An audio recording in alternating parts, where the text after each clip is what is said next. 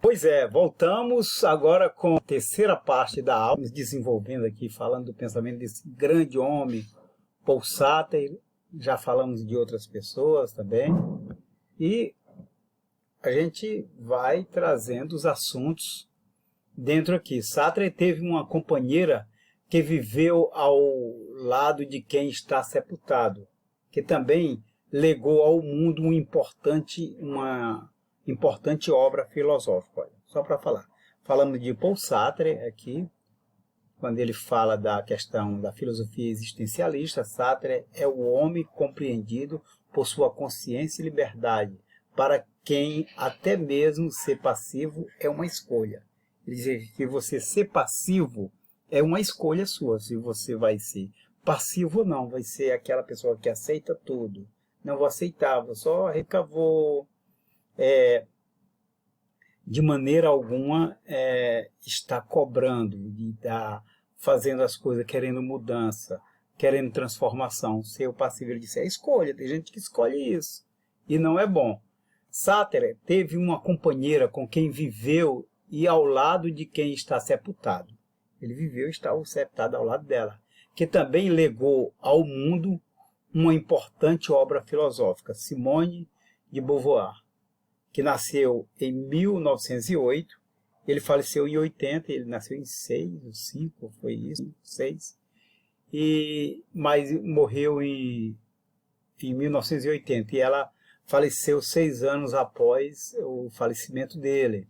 Ela faleceu em 1986. Escreveu ensaios que discorriam sobre a moralidade na perspectiva da liberdade radical apresentada no pensamento existencialista e também sobre o sentido da vida, não como um dado, mas como um projeto contínuo.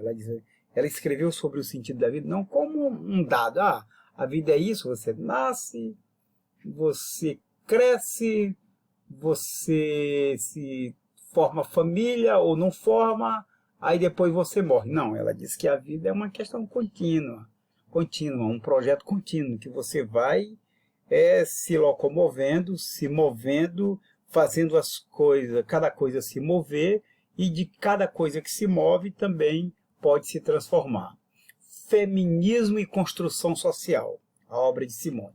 Simone de Beauvoir, que é de 1908 e faleceu em 1986, publicou O Segundo Sexo, pouco tempo depois do direito de votar ter sido concedido às mulheres na França. Ela publicou O Segundo Sexo, um livro muito bom, que eu aconselho vocês, pouco tempo depois do direito ter sido concedido às mulheres de votar na França. Neste livro, a história humana é apresentada de maneira inédita, pela primeira vez inteiramente sob a perspectiva feminina. Uma mulher que nasceu em 1908, que ainda feminismo latente, ainda hoje imagina naquele período.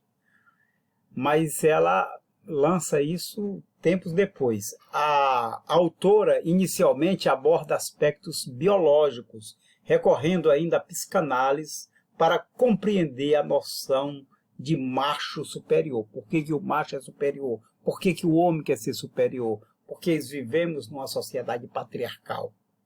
E do papel das mulheres nas primeiras sociedades. Ela vai discutir como as mulheres se comportavam, como viveram, quais foram as sociedades mais avançadas que tiveram quando as mulheres tiveram papéis importantes, as que se atrasaram.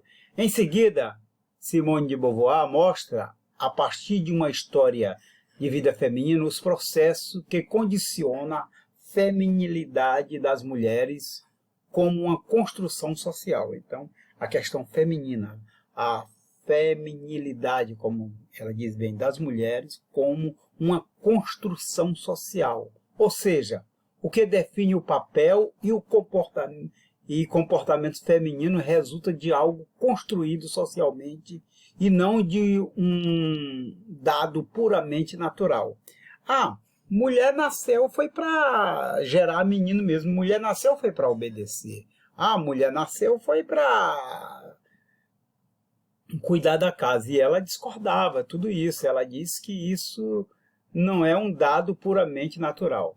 O papel que a mulher ocupava na sociedade era algo no meio do caminho entre o macho e um castrado. Entre o macho e o castrado. Aí eu me lembrei da poesia do Drummond de Andrade, que ele disse que havia uma pedra no meio do caminho. Tinha uma pedra no meio do caminho. Existe uma pedra no meio do caminho. O Drummond faz isso de forma espetacular. Eu até peguei o livro aqui, ver se eu encontrava essa poesia, do Drummond, mas eu não vou, com certeza, encontrar a pedra no meio do caminho, porque aqui é outro livro do Drummond. Mas fico devendo para vocês, tá certo? Fico devendo... Aqui é a capa do livro do poeta Drummond de Andrade.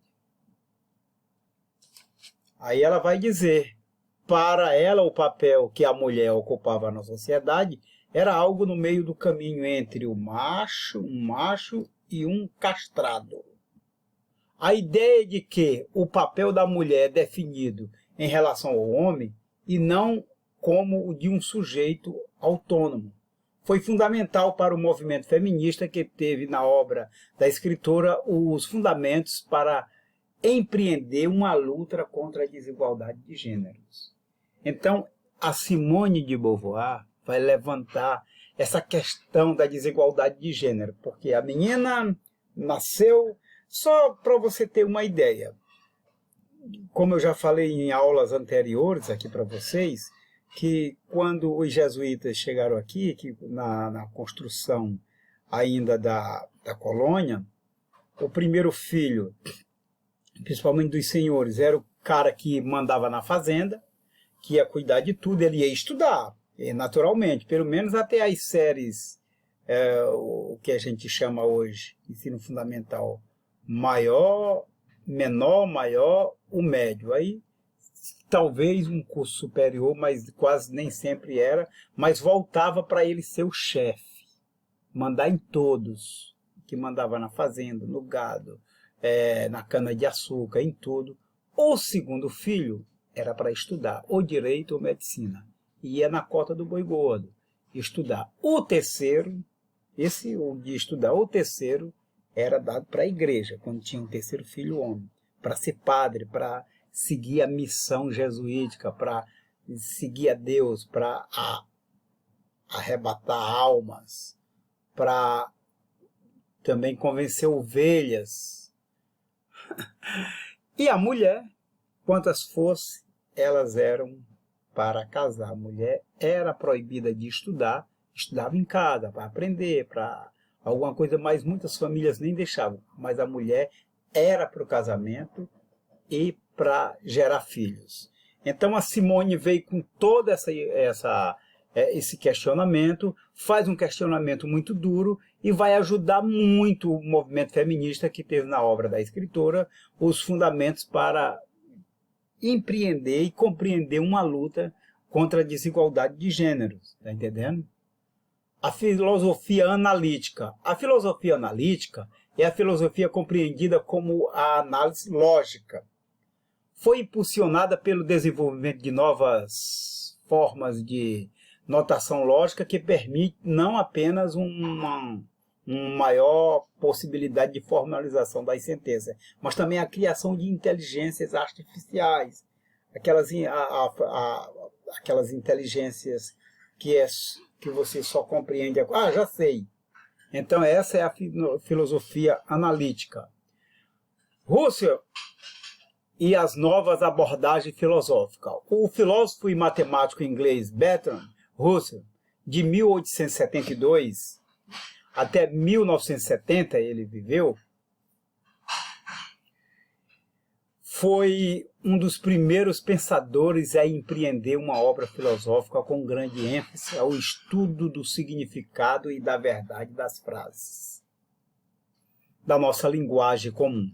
Suas pesquisas abriram caminho para a concepção da filosofia como análise lógica da linguagem, dando início à tradição analítica que hoje é predominante nos principais departamentos de filosofia nas universidades ao redor do mundo. Então foi Russell, tem alguns que chamam Russell, ele que é responsável por essa questão. Bem aí, a filosofia como uma análise lógica da linguagem, dando início à tradição analítica, para você analisar, que hoje é predominante nos principais departamentos de filosofia nas universidades ao redor do mundo.